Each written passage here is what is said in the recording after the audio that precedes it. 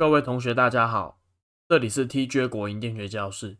今天上的是台糖114年电工机械非选择题第一题。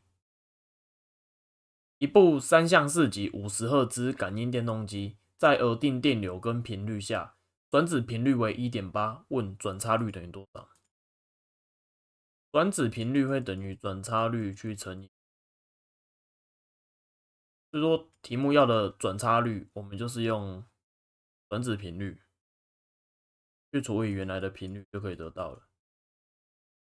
1.8 去除以50，得到 0.036， 也就是 3.6%。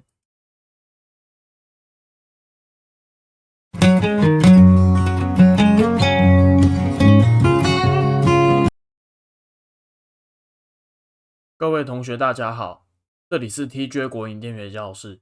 今天上的是台糖114年电工机械非选择题第二题。有关变压器量测损失的方法有负载试验、短路试验、温升试验、开路试验等4种。那我把答案都写在下面了。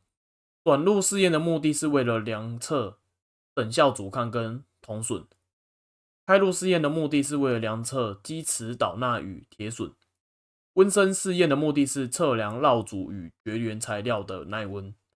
负载试验的目的是为了测量满载的效率以及电压的调整率。